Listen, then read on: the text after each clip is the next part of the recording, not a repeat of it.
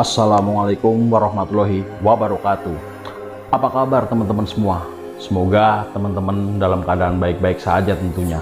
Semoga teman-teman dilimpahkan rezeki dan diberi kesehatan selalu. Untuk teman-teman jangan lupa like, komen, subscribe, dan tekan tombol loncengnya. Kembali lagi dengan kami, Sultan Prabu, dalam segmen Cerita Mistis Pendakian. Ot menunjuk luka cakaran yang sudah mengering di dadaku. Kapan lu dapat luka itu? Ot masih menatap luka di dadaku. Wajahnya menggambarkan kekecewaan. 2 hari yang lalu, mataku memutar mengikuti tatapan Ot. Walaupun sudah kering, luka ini masih terlihat jelas. Kenapa nggak bilang ke gua? Tanya Ot lagi, seolah sedang menginterogasiku. Aku orang awam, kupikir ini luka biasa, ujarku sedikit kesal. Kamu kan ahli supranatural, harusnya kamu tahu dong malam itu aku ditandai. Ot terdiam, begitu juga yang lain. Suasana menjadi sedikit kaku dan tegang. Entah apa yang membuat mereka bertiga terlihat sedikit murung. Apa yang sebenarnya terjadi? Aku melirik mereka bertiga bergantian. Tadi pagi gue berhasil berinteraksi dengan makhluk yang kita temuin. Lalu makhluk itu bilang dia ingin membawa lu. Untuk apa? Ot mengangkat bahunya. Kepalaku menunduk lesu.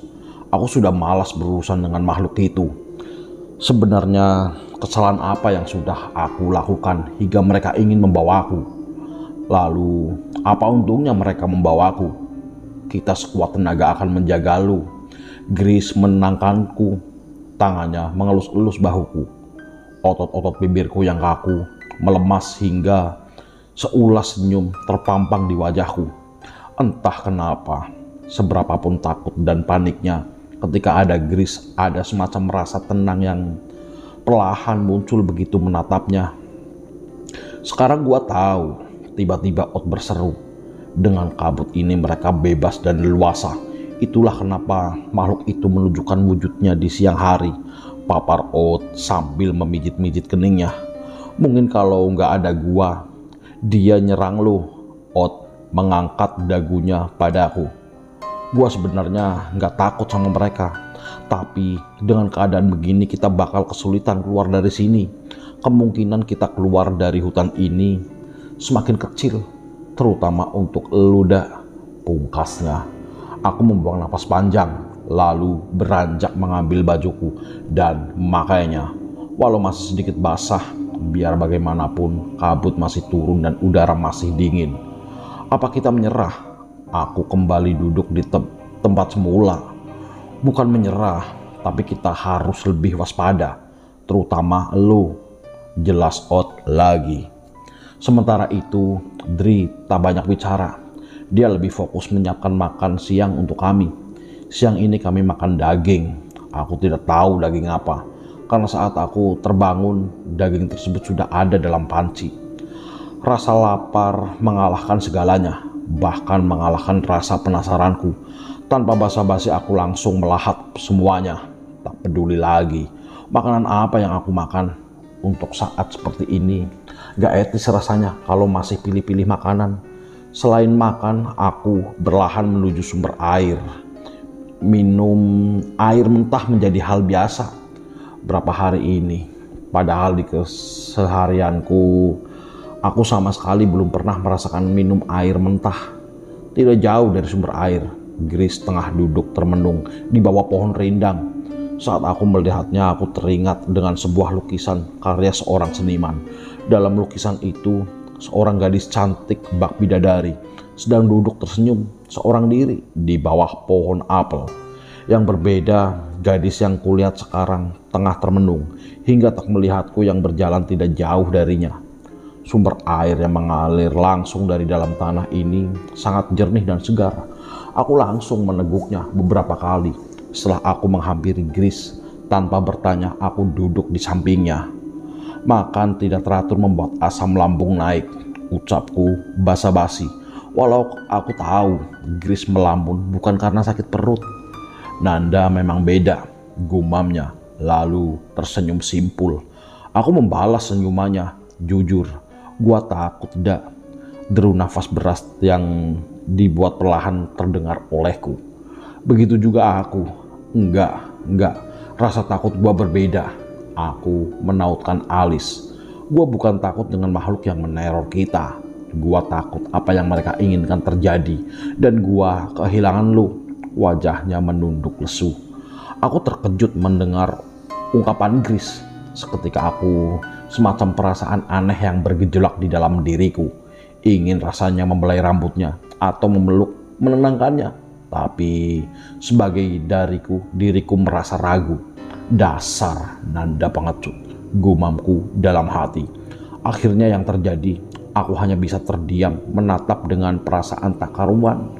Nanda, suara Ot terdengar berkali-kali memanggilku, mencairkan suasana canggung kami. Aku kesana dulu, Gris. Ot memanggilku.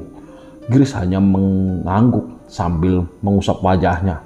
Sesampainya di dekat tenda, Ot memberikan satu buah tombak yang tempo hari dia buat. Giliran kita yang berburu, ujarnya. Aku terdiam mematung dengan memegang tombak itu. Seumur-umur baru kali ini aku berburu.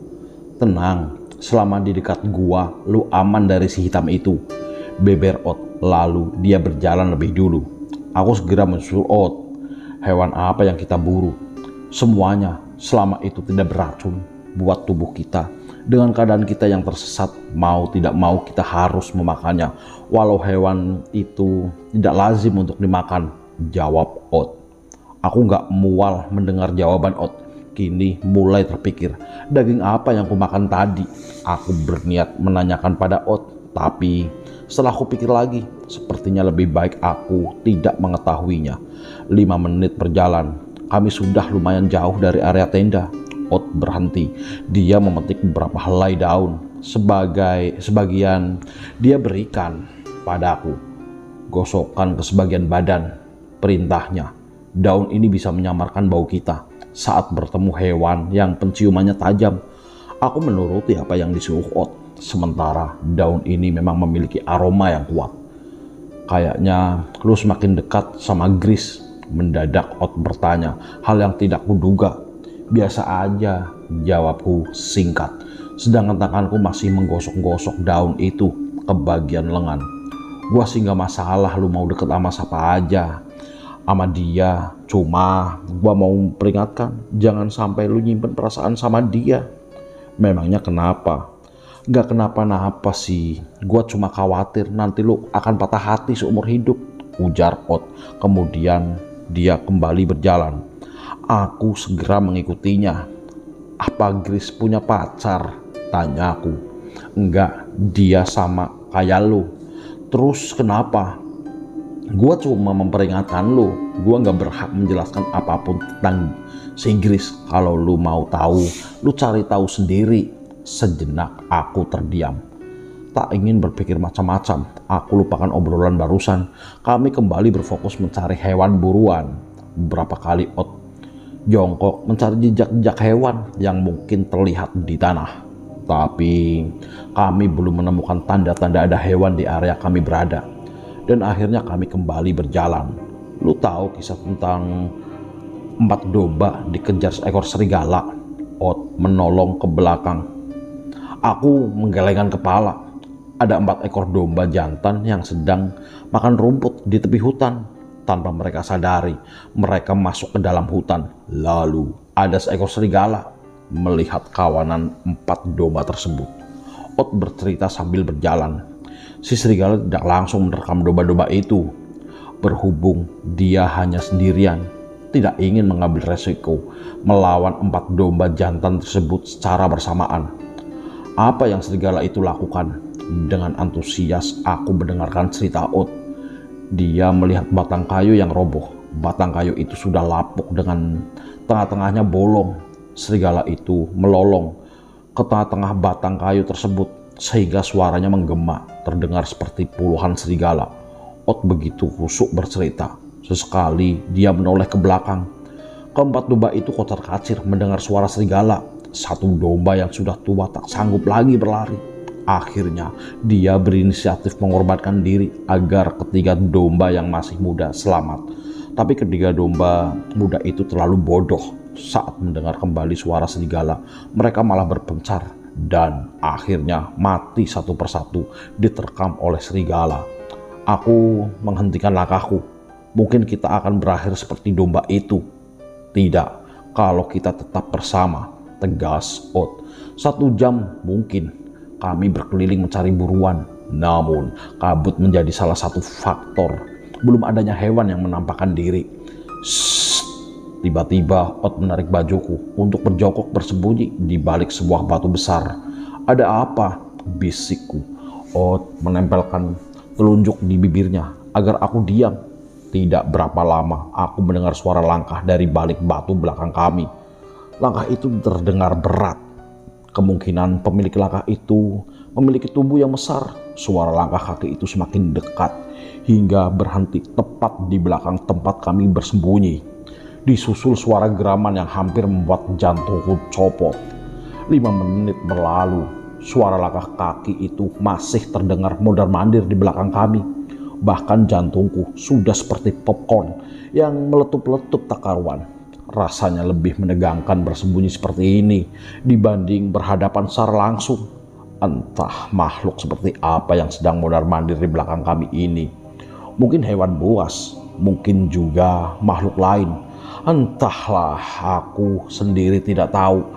Yang jelas, kalau sampai Ot bersembunyi seperti ini, sudah pasti makhluk itu bukanlah makhluk yang ramah. Mungkin karena efek daun yang kami gosokkan ke badan kami, perlahan-lahan terdengar suara langkah itu menghilang menjauh pergi. Aku membuang nafas lega. Rasanya seperti lepas dari hukuman mati. Tadi itu apa? Tanyaku. Yang jelas bukan buruan kita, sahut Ot. Kemudian dia berdiri sambil menepuk-nepuk celananya yang kotor oleh tanah. Nih, kasih jantung lu cairan. Ot melempar satu botol air yang dia ikat di pinggangnya. Dia tahu tadi jantungku bekerja sangat keras. Aku meneguk seperempat air dari isi botol tersebut dan lekas mengikuti Ot yang sudah mulai kembali berburu. Langkahku terhenti saat Ot memberi isyarat untuk diam. Apalagi aku kembali berbisik. Ada mangsa, sahutnya pelan. Seekor hewan berbulu coklat mirip kambing sedang makan rumput daunan berjarak 7 meter di depan kami. Kijang. Ot mengangguk. Setauku kijang adalah hewan yang dilindungi. Tapi dalam keadaan kami sekarang, mau gak mau kita harus memburunya. Terlepas dari itu, aku merasa lega. Hewan yang kami temui adalah kijang, bukan hewan melata. Gak bisa aku bayangkan kalau kita temui ular. Sudah dipastikan Ot akan tetap memburunya. Di saat aku memikirkan hal lain, Ot sudah mengambil ancang-ancang untuk melempar tombak. Jlop! Tepat sasaran. Tombak yang dilemparnya menancap persis di perut kijang. Kejar Ot! Seruku melihat kijang itu lari. Ot menahanku. Gak usah capek-capek, kita ikut aja jejak darahnya. Tidak jauh dari tempat semula kijang itu sudah terkapar kehabisan darah.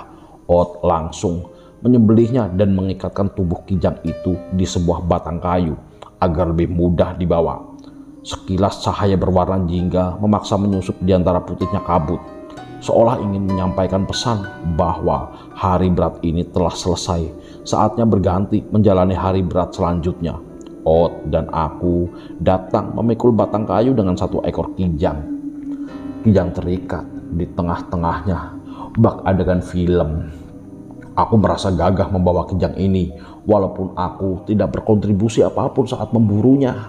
Gimana? Tanya Gris. Wajah manis itu tersenyum sumringah menyambutku. Apanya? Berburu, seru.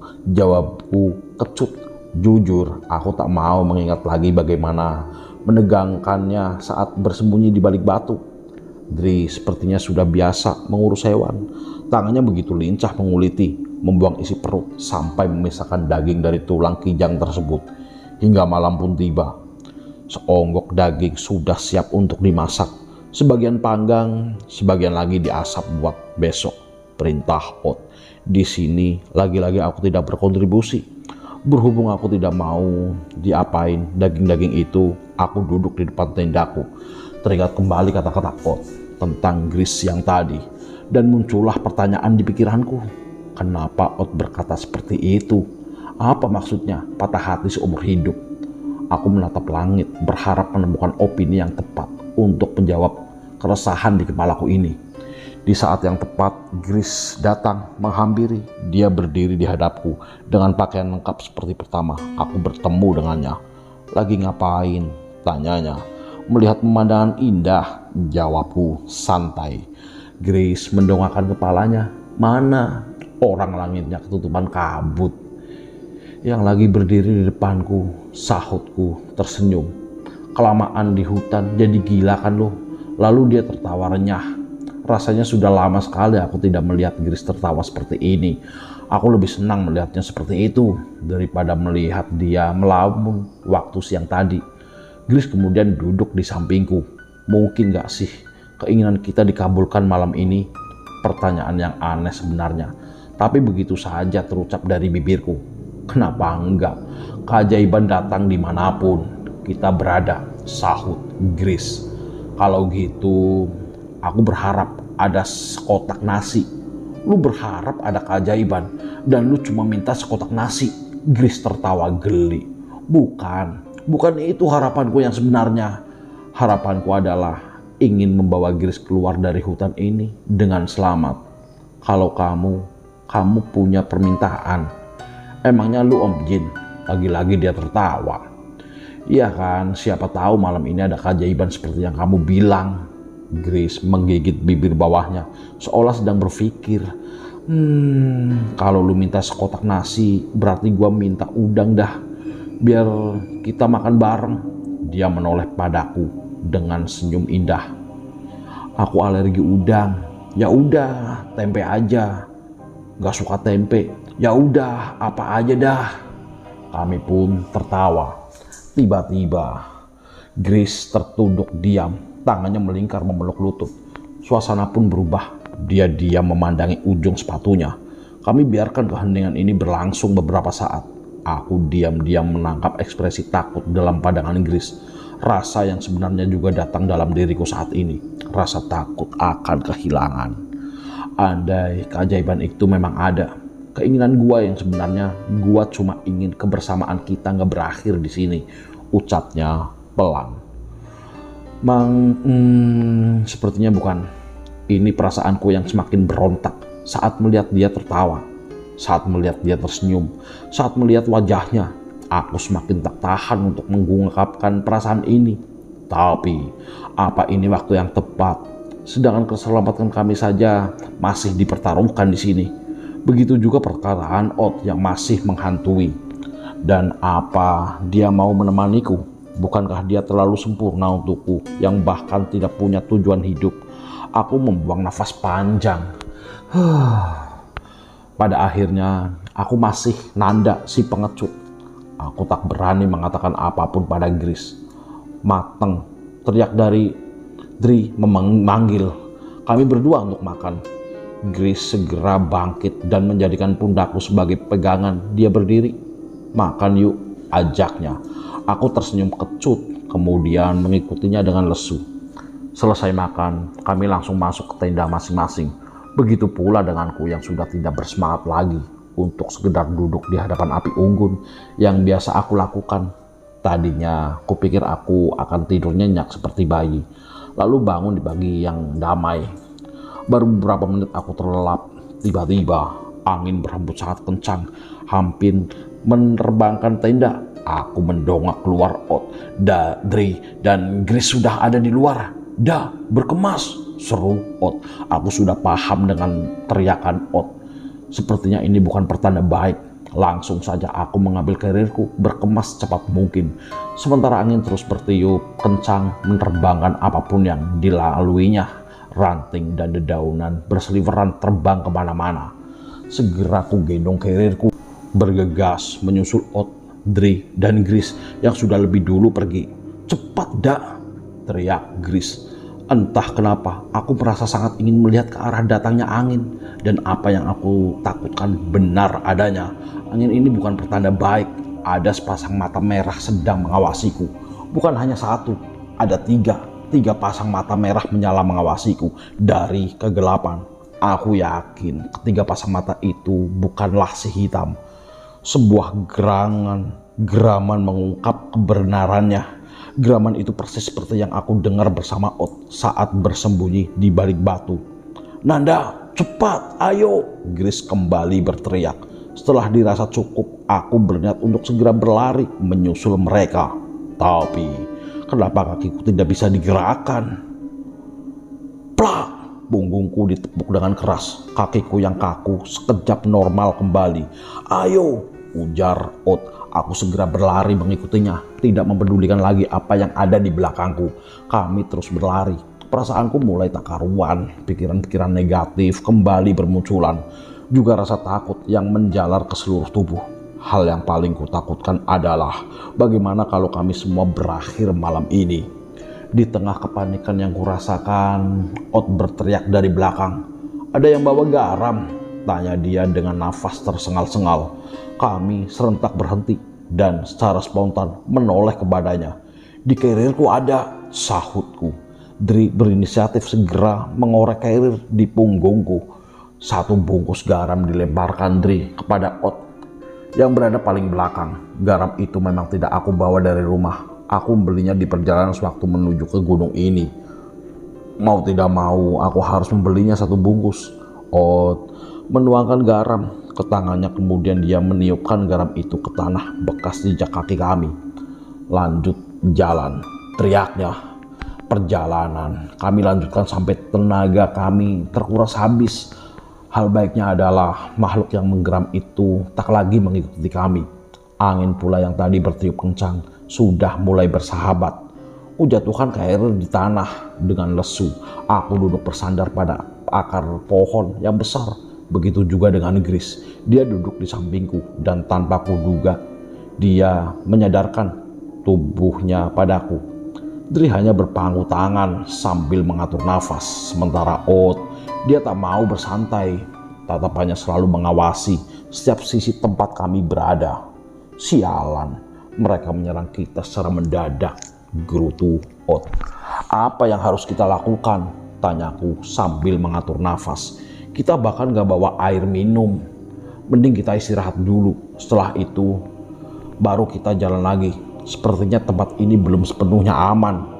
Dri membiarkan pendapatnya yang langsung disetujui oleh Ot. Untuk beberapa menit kami tidak bicara, hanya deru nafas yang saling bersautan. Di malam yang sunyi ini tidak ada suara hewan, hanya suara decitan dari dahan pohon yang sesekali tertiup angin. Gris sepertinya begitu nyaman bersandar di bahuku. Nafasnya yang terengah-engah terdengar jelas di telingaku. Di sela-sela dia mengatur nafas, dia tertawa pelan. "Ada apa?" tanyaku seraya melirik ke arahnya. "Ternyata yang datang bukan keajaiban, dah," ucap dia, yang juga sekilas melirikku. Lalu kami tertawa. Sementara itu, Ot dan Dri menatap kami keheranan. 30 menit kami habiskan untuk mengatur ulang paru-paru agar memompa oksigen lebih teratur. Setelah itu kami putuskan untuk kembali berjalan, mengingat malam sudah berada di puncaknya dan kami harus mencari tempat yang aman untuk tidak tidur beristirahat. Entah berapa kali kami berhenti untuk sekedar mengatur nafas, tapi kami belum juga menemukan tempat yang sedikit lapang untuk mendirikan tenda.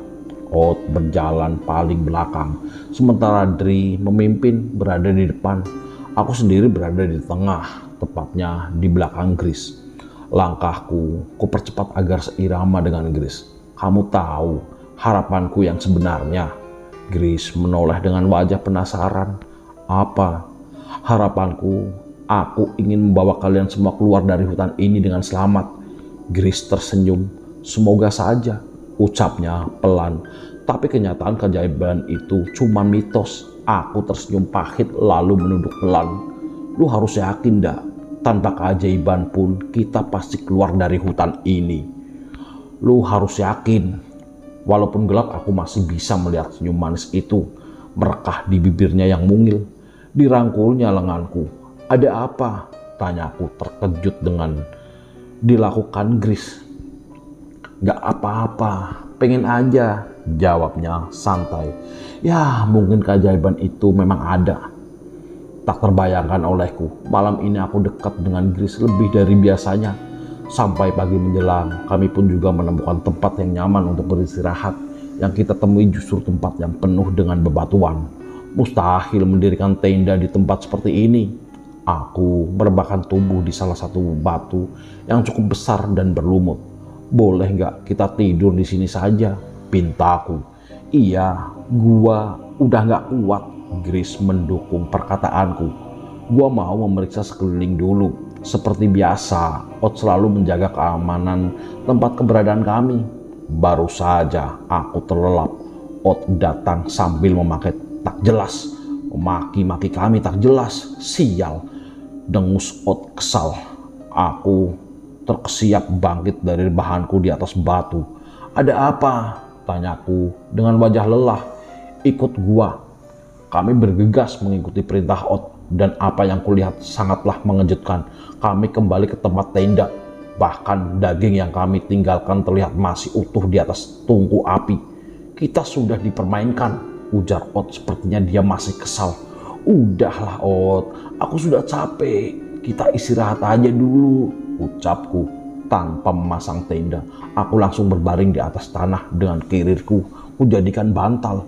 Sedangkan Dri, dia sudah lebih dulu terlelap. Sesuatu menggelitik wajahku, membuatku terbangun. Ternyata itu rambut yang tertutup angin dan ujung rambut itu mengenai wajahku. Kini kusadari, Gus tidur di sampingku. Dia bahkan memakai bantal yang sama, menggunakan kirirku. Dia udah nyaman sama elu. Ot tengah duduk santai di depan api unggun sambil menyantap daging asap. Aku sampai heran dengannya. Apa dia nggak istirahat? Nggak tidur? Tanyaku sembari berjalan menghampirinya. Gua gak butuh tidur lama, sejam aja udah cukup. Aku semakin heran. Ini orang apa robot? Atau jangan-jangan alien? Tetapi aroma daging asap membuatku kembali berpikir jernih. Tanganku meraih satu potong daging asap di atas tungku yang terbuat dari batu. Gua punya kabar baik dan kabar buruk, kata Ot sambil mengunyah. Apa kabar baiknya? Kurungkan niatku untuk menggigit daging di tanganku. Gua tahu caranya keluar dari sini, jelas Ot. Mulutnya telah selesai menghabiskan sepotong daging. Lalu, kabar buruknya, kita harus menghadapi makhluk-makhluk sialan itu. Aku mengangguk, sementara mulutku terkutat dengan daging yang sedikit alot ini. Setelah gua pikir-pikir, sekarang gue tahu rencana mereka. Dengan seksama aku mendengarkan penjelasan Ot. Mereka sengaja membuat kita berputar-putar sampai kita benar-benar kelelahan. Dengan begitu makhluk sialan itu lebih mudah menyerang kita. Jelas Ot. Kemudian dia meneguk air minum dari cangkir di genggamannya. Gue menyadari satu hal lagi. Ketika kita berjalan ke arah yang kita mau, yang mungkin ke arah jalan keluar, mereka langsung mengganggu. Dan sebaliknya, saat kita tanpa sadar berjalan kembali ke arah sini, mereka tidak mengganggu. Pungkasnya, aku mengerti. Artinya, kalau kita berjalan dan kita diganggu, berarti itu arah yang tepat keluar dari hutan ini. Aku mengangguk beberapa kali, memahami perkataan Ot. Nah, itu maksud gua, ucap Ot membenarkan. Lama perbincangan dengan Ot, akhirnya Grace dan Dri terbangun. Kami mulai membicarakannya lagi, rencana untuk keluar dari sini. Dri dan Grace tidak banyak protes, mereka selalu menyetujui setiap detail rencana yang dibeberkan Ot. Aku sudah muak dan capek lari dari mereka. Kalau memang harus mati, setidaknya tidak mati sebagai pecundang, ujarku dengan semangat berapi-api. Setiap dari kami memiliki tekad seorang petarung. Di satu titik kita akan diuji sampai kita terlihat seperti pecundang. Di lain waktu kita harus menunjukkan jiwa petarung kita. Tidak peduli akan berakhir mengenaskan atau tersenyum dengan kemenangan. Kuraut ujung ranting hendaknya menyerupai jarum yang tajam. Kugoreskan perlahan di punggung lenganku. Goresan itu meninggalkan rasa perih sampai terbentuk kata, "Maaf Bu, aku berharap setidaknya akan ada yang membaca tulisan ini seandainya aku mati di sini."